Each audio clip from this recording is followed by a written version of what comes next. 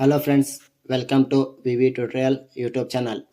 ನಾವು ಇವತ್ತಿನ ಒಂದು ವಿಡಿಯೋದಲ್ಲಿ ಏನು ನೋಡ್ತೀವಪ್ಪ ಅಂದ್ರೆ ಕರ್ನಾಟಕ ರಾಜ್ಯ ಅರ್ಹತಾ ಪರೀಕ್ಷೆ ಕೆಸೆಟ್ ಪರೀಕ್ಷೆಗೆ ಆನ್ಲೈನ್ ಮುಖಾಂತರ ಅರ್ಜಿಯನ್ನು ಯಾವ ರೀತಿ ಸಲ್ಲಿಸುವುದು ಎಂಬುದರ ಕುರಿತಾದ ಸಂಪೂರ್ಣವಾದ ಮಾಹಿತಿಯನ್ನು ಈ ಒಂದು ವಿಡಿಯೋದಲ್ಲಿ ನೋಡ್ತಾ ಹೋಗೋಣ. ಮೊದಲನೇದಾಗಿ ಕ್ರೋಮ್ ಬ್ರೌಸರ್ಗೆ ಹೋಗಿ KEA ಅವರ ಅಫಿಷಿಯಲ್ ವೆಬ್ಸೈಟನ್ನು ಓಪನ್ ಮಾಡಬೇಕು.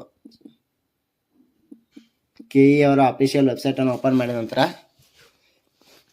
ನಿಮಗೆ ಇಲ್ಲಿ ಮೇಲೆ ನೋಡಲು 3 ಡಾಟ್ಗಳು ಕಾಣ್ತವೆ. 3 ಅಡ್ಡಗೆರೆಗಳ ಮೇಲೆ ಕ್ಲಿಕ್ ಮಾಡಿದರೆ ನಿಮಗೆ ಪ್ರವೇಶ ಅನ್ನುವಂಥದ್ದೊಂದು ಆಪ್ಷನ್ ನಿಮಗೆ ನೋಡಲು ಸಿಗ್ತೈತಿ. ಇಲ್ಲಿ ಏನು ತೋರಿಸ್ತಪ್ಪ ಅಂದ್ರೆ UGCET 2025 ಅನೇಕ ಆಪ್ಷನ್ಗಳು ನಿಮಗೆ ನೋಡಕ್ಕೆ ಸಿಗ್ತಾವೆ. ಅದ್ರೊಳಗೆ ನಮಗೆ ಬೇಕಾಯಿತು ಕರ್ನಾಟಕ ರಾಜ್ಯ ಅರ್ಹತಾ ಪರೀಕ್ಷೆ ಕೆಸೆಟ್ 2025 ಅನ್ನೋ ಆಪ್ಷನ್ ಮೇಲೆ ನಾವು ಕ್ಲಿಕ್ ಮಾಡಬೇಕಿಲ್ಲಿ. ಕ್ಲಿಕ್ ಮಾಡಿದ ನಂತರ ಈ ರೀತಿಯಾದಂಥ ಒಂದು ಇಂಟರ್ಫೇಸ್ ಓಪನ್ ಆಕೈತಿ. ಇಂಟರ್ಫೇಸ್ ಓಪನ್ ಆದ ನಂತರ ಇಲ್ಲಿ ಏನಿರ್ತಪ್ಪ ಅಂದರೆ ಕೆಸೆಟ್ 2025 ಆನ್ಲೈನ್ ಅಪ್ಲಿಕೇಶನ್ ಲಿಂಕ್ 1/9/2025 ಮತ್ತು ಎರಡನೇದಾಗಿ ನಿಮ್ಗೆ ಕೆಸೆಟ್ದ 2025 ಪಠ್ಯಕ್ರಮಗಳು ಅಂದರೆ ನೀವು ನಿಮ್ಮ ವಿಷಯಕ್ಕೆ ಅನುಸಾರವಾಗಿ ಇಲ್ಲಿ ನಿಮ್ಮ ಪಠ್ಯಕ್ರಮಗಳು ಇಲ್ಲಿ ನೋಡೋಕೆ ಸಿಗ್ತಾವೆ ನಿಮ್ಗೆ. ನಾವಿವಾಗ ಆನ್ಲೈನ್ ಅಪ್ಲಿಕೇಶನ್ ಲಿಂಕನ್ನು ಹಾಕೊಂಡಿದ್ದೀವಿ. ಈ ಆನ್ಲೈನ್ ಅಪ್ಲಿಕೇಶನ್ ಲಿಂಕ್ ಅನ್ನೋದ್ರ ಮೇಲೆ ನಾವು ಕ್ಲಿಕ್ ಮಾಡಬೇಕು. ಕ್ಲಿಕ್ ಮಾಡಿದ ನಂತರ ನಮಗೆ ಇಲ್ಲಿ 5 ಸ್ಟೆಪ್ಗಳನ್ನ ತೋರಿಸ್ತೈತೆ. ಮೊದಲನೇದು submit application for the Karnataka state eligibility test ಅಂದರೆ ಕರ್ನಾಟಕ ರಾಜ್ಯ ಅರ್ಹತಾ ಪರೀಕ್ಷೆಗೆ ಅರ್ಜಿ ಸಲ್ಲಿಕೆ. ಎರಡನೇದು ಅಪ್ಲೋಡ್ ಯುವರ್ ಫೋಟೋ ಸಿಗ್ನೇಚರ್. ಎರಡನೇದಾಗಿ ನೀವು ನಿಮ್ಮ ಭಾವಚಿತ್ರ ಮತ್ತು ಸಹಿಯನ್ನು ಅಪ್ಲೋಡ್ ಮಾಡೋದು. ಮತ್ತು ಮೂರನೇ ಸ್ಟೆಪ್ ಫೀ ಪೇಮೆಂಟ್, ನಿಮ್ಮ ಶುಲ್ಕವನ್ನು ಪಾವತಿ ಮಾಡೋದು ಮೂರನೇ ಸ್ಟೆಪ್. ನಾಲ್ಕನೇ ಸ್ಟೆಪ್ನಲ್ಲಿ ನಿಮ್ಮ ಪೇಮೆಂಟ್ ಸ್ಟೇಟಸನ್ನು ಚೆಕ್ ಮಾಡೋದು. ಮತ್ತು ಕೊನೆಯದಾಗಿ 5ನೇ ಸ್ಟೆಪ್ನಲ್ಲಿ ನೀವು ನಿಮ್ಮ ಸಂಪೂರ್ಣವಾದ ಅರ್ಜಿ ಸಲ್ಲಿಕೆಯ ಮಾಹಿತಿಯನ್ನು ನೀವು PDF ರೂಪದಲ್ಲಿ ತೆಗೆದುಕೊಳ್ಳಬಹುದು. ಇವಾಗ ನಾನು ಮೊದಲನೇ ಸ್ಟೆಪ್ಪಿಗೆ ಹೋಗ್ತೇನೆ. ಮೊದಲನೇ ಸ್ಟೆಪ್ ನಂತರ ಕ್ಲಿಕ್ ಮಾಡಿದ್ಮೇಲೆ ಇಲ್ಲಿ ನಿಮ್ಮ ಆಧಾರ್ ಕಾರ್ಡ್ನಲ್ಲಿ ಇರುವಂತೆ ನಿಮ್ಮ ಸಂಪೂರ್ಣವಾದ ಹೆಸರನ್ನು ಬರಿಬೇಕಿಲ್ಲಿ. ನಿಮ್ಮ ಆಧಾರ್ನಲ್ಲಿ ಯಾವ ರೀತಿಯಾಗಿರ್ತಲ್ಲ ಅದೇ ರೀತಿಯಾಗಿ ನೀವು ನಿಮ್ಮ ಹೆಸರನ್ನ ಬರಿಬೇಕಾಗೈತಿ. ಇವಾಗ ನಾನು ನನ್ನ ಆಧಾರ್ ಕಾರ್ಡ್ ಇದ್ದಂಗೆ ಹೆಸರನ್ನ ಬರ್ಕೊಳ್ತೀನಿ.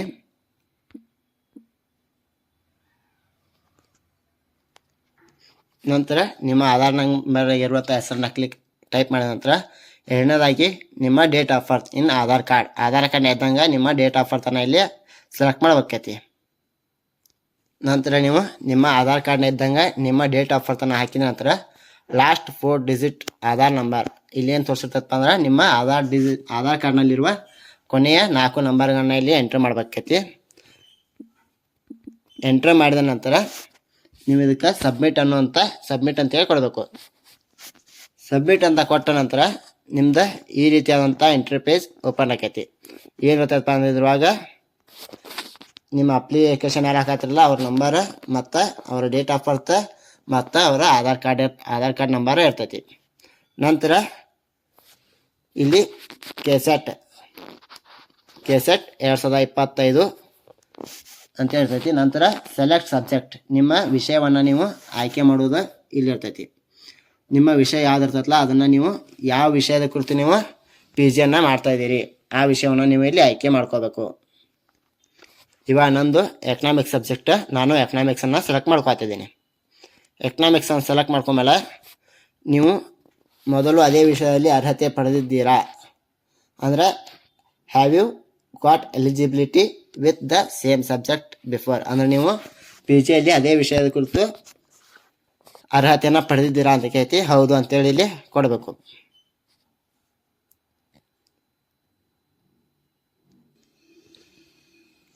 ಇಲ್ಲಿ ನೀವು ಈಗಾಗಲೇ ಆ ವಿಷಯದ ಕುರಿತು ಅರ್ಹತೆ ಪಡೆದಿದ್ರೆ ಹೌದು ಅಂತ ಕೊಡಬೇಕು.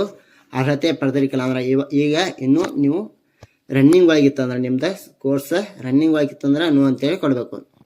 ಕೊಟ್ಟ ನಂತರ ನಿಮ್ಮ ಅಪ್ಲಿಕೇಶನ್ ಹಾಕೋರ್ದ ಫುಲ್ ನೇಮ್ ಮತ್ತು SLC ಮಾರ್ಕ್ಸ್ ಕಾರ್ಡಲ್ಲಿ ಯಾವ ರೀತಿಯಾಗಿರ್ತಲ್ಲ ಆ ರೀತಿಯಾದಂಥ ನಿಮ್ಮ ನೇಮನ್ನು ಇಲ್ಲಿ ಟೈಪ್ ಮಾಡ್ಬೇಕೈತಿ. ನಂತರ ನಿಮ್ಮ ಹೆಸರನ್ನು ಬರೆದ್ಮೇಲೆ ನಿಮ್ಮ SLC ಮಾರ್ಕ್ಸ್ ಕಾರ್ಡ್ನಲ್ಲಿ ಯಾವ ರೀತಿಯಾದಂಥ ನಿಮ್ಮ ಹೆಸರು ಇರ್ತೈತಿ ಅದೇ ಥರನಾಗಿ ನೀವು ನಿಮ್ಮ ನೇಮನ್ನು ಇಲ್ಲಿ ಟೈಪ್ ಮಾಡ್ಬೇಕೈತಿ. ನಂತರ ಇಲ್ಲಿ ತೋರಿಸೋದು ನಿಮ್ಮ ಜೆಂಡರ್, ನೀವು ಮೇಲ್ ಆಗಿದ್ದರೆ ಮೇಲು, ಫಿಮೇಲ್ ಆಗಿದ್ದರೆ ಫಿಮೇಲ್ ಅಂತ ಸೆಲೆಕ್ಟ್ ಮಾಡಿ. ಇಲ್ಲಿ ಆರ್ ಯು ಮ್ಯಾರಿಡ್, ನೀವು ವಿವಾಹಿತರೇ, ನೀವು ಮ್ಯಾರಿಡ್ ಆಗಿದ್ದರೆ ಹೌದು ಅಂತ ಕೊಡಿ, ಇಲ್ಲಾಂದ್ರೆ ಇಲ್ಲ ಅಂತ ಕೊಡಬೇಕು.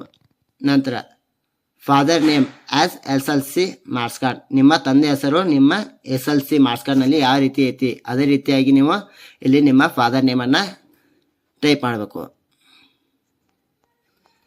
ನಿಮ್ಮ ಫಾದರ್ ನೇಮನ್ನು ಟೈಪ್ ಮಾಡಿದ ನಂತರ ಇಲ್ಲಿ ನಂತರ ನಿಮ್ಮ mother name as per your SSLC marks card.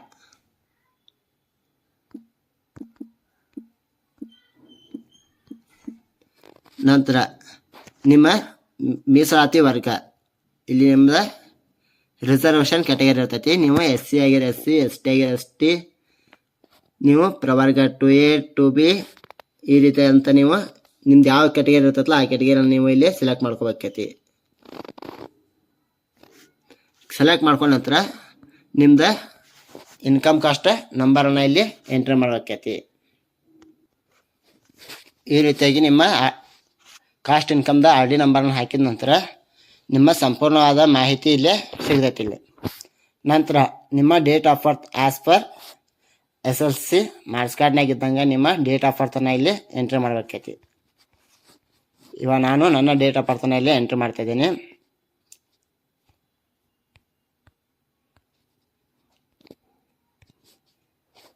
Entry ಮಾಡಿದ ನಂತರ ಆ್ಯಸ್ ಪರ್ ಇವಾಗ ನಿಮ್ಮ ಇದ್ರ ಪ್ರಕಾರ ನಿಮ್ಮ ಇವಾಗ ಇಯರ್ ಎಷ್ಟು ಅನ್ನೋದು, ನಿಮ್ಮ ವಯಸ್ಸು ಎಷ್ಟು ಅನ್ನೋದನ್ನು ಇಲ್ಲಿ ಸಂಪೂರ್ಣವಾಗಿ ತೋರಿಸ್ತದೆ.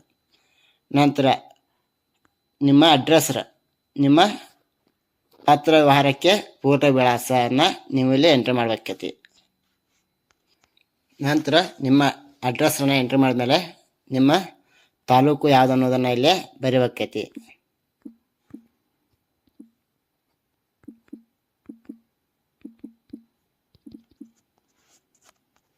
ನಿಮ್ಮ ತಾಲೂಕನ್ನು ಸೆಲೆಕ್ಟ್ ಮಾಡಿದ ನಂತರ ನಿಮ್ಮ ಡಿಸ್ಟಿಕ್ ಯಾವುದು ಅನ್ನೋದನ್ನು ಸೆಲೆಕ್ಟ್ ಮಾಡಬೇಕು. ಡಿಸ್ಟಿಕ್ ಸೆಲೆಕ್ಟ್ ನಂತರ ನಿಮ್ಮ ಸ್ಟೇಟ್ ಅವರಾಗೆ ಕೊಡ್ತಾರೆ. ನಂತರ ನಿಮ್ಮ ಊರಿನ ನಿಮ್ಮ ತಾಲೂಕಿನ ಪಿನ್ ಕೋಡನ್ನು ಇಲ್ಲಿ ಎಂಟ್ರಿ ಮಾಡಬೇಕು.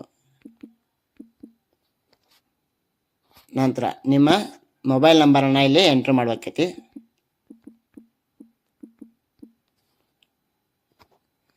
ಕೊನೆಯದಾಗಿ ನಿಮ್ಮ ಇಮೇಲ್ ID ಎಂಟ್ರಿ ಮಾಡಬೇಕು.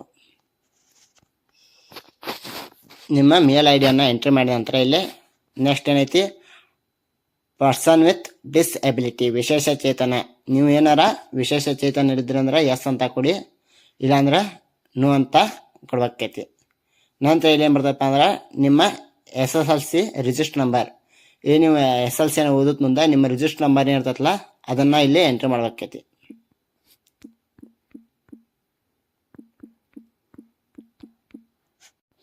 ಇಲ್ಲಿ ನಿಮ್ಮ SSLC ರಿಜಿಸ್ಟರ್ ನಂಬರನ್ನು ಎಂಟ್ರಿ ಮಾಡಿದ ನಂತರ ನಿಮ್ಮದು ಎಜುಕೇಷನಲ್ ಕ್ವಾಲಿಫಿಕೇಷನ್ ಕೇಳ್ತೈತಿ. Master degree from recognised by UGC ಮೇಲೆ ಕ್ಲಿಕ್ ಮಾಡಿ. ನಂತರ have you passed in post graduate exam, ನೀವು ಸ್ನಾತಕೋತ್ತರ ಪರೀಕ್ಷೆಯಲ್ಲಿ ತೆರಗಡೆ ಹೊಂದಿದ್ರ ಎಸ್ ಅಂತ ಕೊಡಿ. PG ನಿಮ್ದು ಈಗ ಕಂಟಿನ್ಯೂ ಇದ್ರೆ ನೋ ಅಂತ ಕೊಡಿ.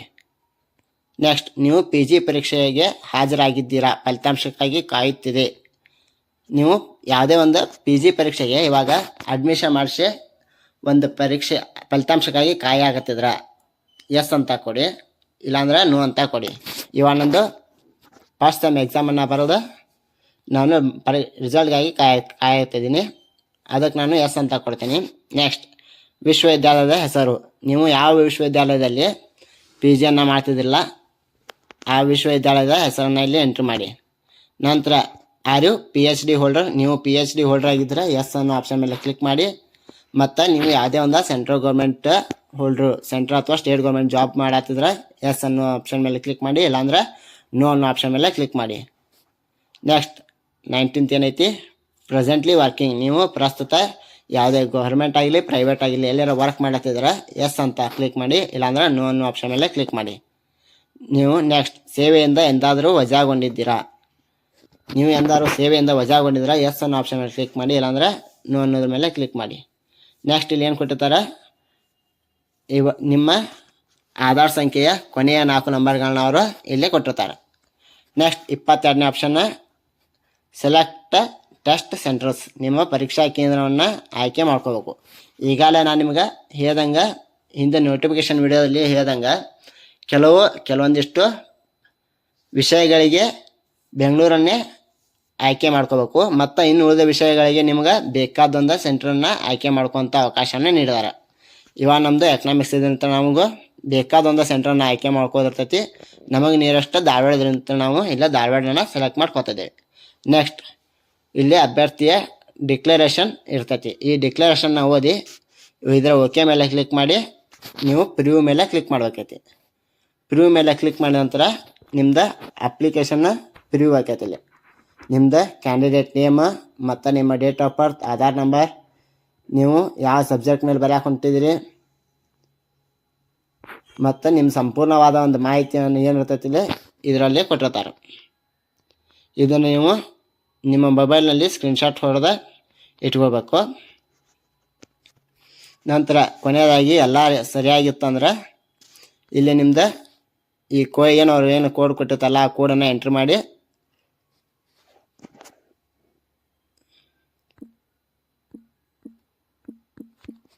ಸೇವ್ ಚೇಂಜ್ ಮೇಲೆ ಕ್ಲಿಕ್ ಮಾಡಿ.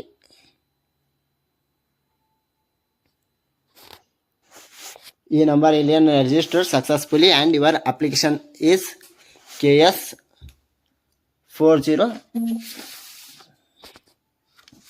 ಈ ರೀತಿಯಾಗಿ ನಿಮ್ಮದು ಒಂದು ಅಪ್ಲಿಕೇಶನ್ ನಂಬರ್ ಅವರು ಕೊಡ್ತೈತಿ. ಇದನ್ನು ನೀವು ಸ್ಕ್ರೀನ್ಶಾಟ್ ಹೊಡೆದ ಒಂದು ಸೈಡ ಬರೆದು ಇಟ್ಕೋರಿ. ಅಂದರೆ ಇದೇ ನಿಮ್ಮ ಅಪ್ಲಿಕೇಶನ್ ನಂಬರ್ ಆಗಿರ್ತೈತಿ. ಮುಂದೆ ನೀವೇನು ಏನು ಉಳಿಕೆ ಸ್ಟೆಪ್ ಅದಲ್ಲ ಅಲ್ಲಿ ಇದನ್ನು ಎಂಟ್ರಿ ಮಾಡಿದ್ರೆ ನಿಮ್ದು ಅಪ್ಲಿಕೇಶನ್ ಓಪನ್ ಆಗಿರ್ತೈತಿ. ನಂತರ ಇಲ್ಲಿ ಹೋಮ್ ಮೇಲೆ ಕ್ಲಿಕ್ ಮಾಡಿ. ಹೋಮ್ ಮೇಲೆ ಕ್ಲಿಕ್ ಮಾಡಿದ ನಂತರ ಇವಾಗ ನಿಮ್ದು ಫಸ್ಟ್ ಸ್ಟೆಪ್ ಕಂಪ್ಲೀಟ್ ಆಗೈತಿ. ಇವಾಗ ಎರಡನೇ ಸ್ಟೆಪ್ಪಿಗೆ ನಾವು ಹೋಗ್ಬೇಕಾದ್ರೆ ಸೆಕೆಂಡ್ ಸ್ಟೆಪ್ ಮೇಲೆ ಕ್ಲಿಕ್ ಮಾಡಿ ಅಲ್ಲೇ ನಿಮ್ದು ID ನಂಬರ್ ಏನು ಕೊಟ್ಟಾರಲ್ಲ ಅವರು ಆ IDಯನ್ನು ಇಲ್ಲೇ ಕ್ಲಿಕ್ ಮಾಡ್ಬೇಕೈತಿ. ಆ IDಯನ್ನು ಕ್ಲಿಕ್ ಮಾಡಿದ ನಂತರ ಇಲ್ಲಿ ನಿಮ್ಮ ಡೇಟ್ ಆಫ್ ಬರ್ತನ್ನು ಸೆಲೆಕ್ಟ್ ಮಾಡಿ ನಿಮ್ಮ ಡೇಟ್ ಆಫ್ ಬರ್ತನ್ನು ಇಲ್ಲೇ ಹಾಕ್ಬೇಕೈತಿ. ನಿಮ್ಮ ಡೇಟ್ ಆಫ್ ಬರ್ತನ್ನು ಹಾಕಿದ ನಂತರ ಇಲ್ಲಿ ನೀವು ಏನು ಮಾಡಬೇಕು, ಸಬ್ಮಿಟ್ ಅಂತ ಕೊಟ್ಟರೆ ನಿಮ್ಮ ಅಪ್ಲಿಕೇಶನ್ ಓಪನ್ ಆಕೈತಿ. ಈ ರೀತಿಯಾದಂಥ ನಿಮ್ದು ಅಪ್ಲಿಕೇಶನ್ ಎಂಟ್ರಿ ಪೇಜ್ ಒಳಗೆ ಓಪನ್ ಆಕೈತಿ. ಇಲ್ಲಿ ಏನಿರ್ತೈತಿ ನಿಮ್ದು ಸಿಗ್ನೇಚರ ಮತ್ತು ನಿಮ್ಮ ಫೋಟೋನ ಅಪ್ಲೋಡ್ ಮಾಡೋದು ಇರ್ತೈತಿ. ಮೊದಲನೇದಾಗಿ ಏನೈತಿ ಅಪ್ಲೋಡ್ ಫೋಟೋ. ನೀವು ಇಲ್ಲಿ ಚೂಸ್ ಫೈಲ್ ಮೇಲೆ ಕ್ಲಿಕ್ ಮಾಡಿ ನಿಮ್ಮ ಒಂದು ಫೋಟೋವನ್ನು ಇಲ್ಲಿ ಎಂಟ್ರಿ ಮಾಡ್ಬೇಕು, ಇಲ್ಲಿ ಅಪ್ಲೋಡ್ ಮಾಡ್ಬೇಕೈತಿ.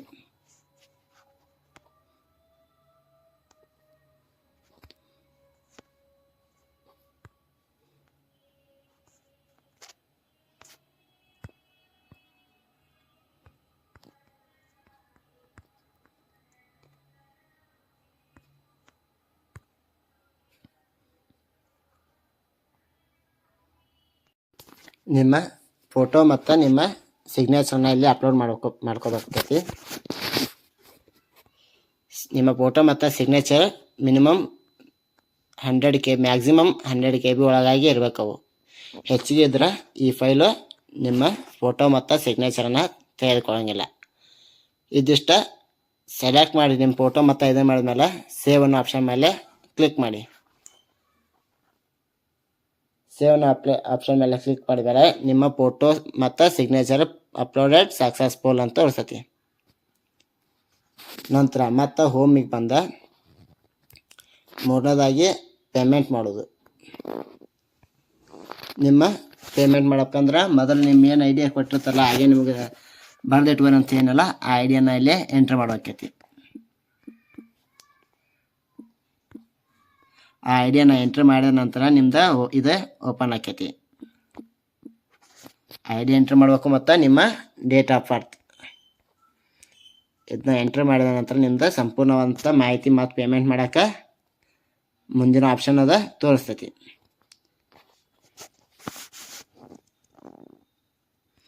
ಇದಿಷ್ಟಾದ್ಮೇಲೆ ಇಲ್ಲಿ ನಿಮ್ಗೆ ಪೇಮೆಂಟ್ ಇವಾಗ SC ST ಮತ್ತು ಪ್ರವರ್ಗ 1 ಇವೆಲ್ಲ 700 ರೂಪಾಯಿ ಇದ್ರೆ ನಮ್ಮದು ಜನರಲ್ ಕಾಸ್ಟ್ ಎಲ್ಲ ನಾರ್ಮಲ್ 1000 ರೂಪೀಸ್ ಪೇಮೆಂಟ್ ಇದೆ. ನೆಕ್ಸ್ಟ್ ಇಲ್ಲೇ ನಿಮ್ದು ಪೇಮೆಂಟ್ ಮಾಡೋಕೆ ನೆಟ್ ಬ್ಯಾಂಕಿಂಗ್ ಕೊಟ್ಟಿರ್ತಾರೆ. Debit card, credit card, UPI ನಿಮ್ಗೆ ಯಾವ ರೀತಿಯಾದಂಥ ಆಪ್ಷನ್ ಬೇಕಲ್ಲ ಆ ಆಪ್ಷನ್ ಮೇಲೆ ಕ್ಲಿಕ್ ಮಾಡಿ ನಿಮ್ಮ ಪೇಮೆಂಟನ್ನು ಮಾಡ್ಕೋಬೋದು. ಇವಾಗ ನಾನಿಲ್ಲಿ UPI ಮೇಲೆ ಕ್ಲಿಕ್ ಮಾಡಿ ಪೇಮೆಂಟನ್ನು ಮಾಡ್ತೀನಿ. ಇಲ್ಲಿ ನಿಮ್ಮ UPI ID ಹಾಕ್ಬೇಕಿಲ್ಲಿ.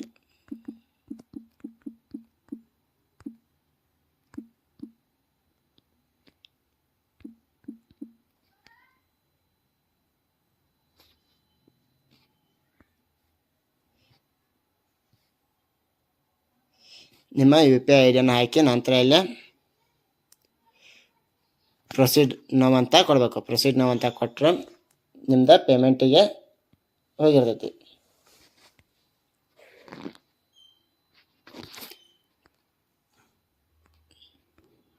ನಿಮಗವರು ಮೇಲೆ ಫೋನ್ಪೇಗೆ ಒಂದು ಮೆಸೇಜನ್ನು ಕಳಿಸಿರ್ತಾರೆ. ಅಲ್ಲಿ ಹೋಗಿ ನೀವು ಪೇ ಅಂತ ಕೊಡಬೇಕು. ಇಲ್ಲೇನು ಟೈಮಿಂಗ್ ಕೊಟ್ಟಿರ್ತಾರೆ ಈ ಟೈಮಿಂಗ್ ಒಳಗಾಗಿ ನೀವು ಅಲ್ಲಿ ಹೋಗಿ ಪೇಮೆಂಟನ್ನು ಮಾಡಬೇಕೈತಿ ವಿತಿನ್ 5 minutes.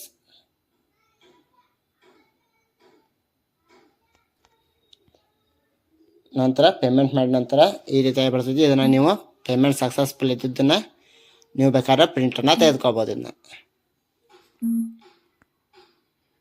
ಪ್ರಿಂಟ್ ಅಥವಾ PDF ರೂಪದಲ್ಲಿ ನೀವು ಇದನ್ನ ಸೇವ್ ಮಾಡಿ ಇಟ್ಕೋಬೋದು.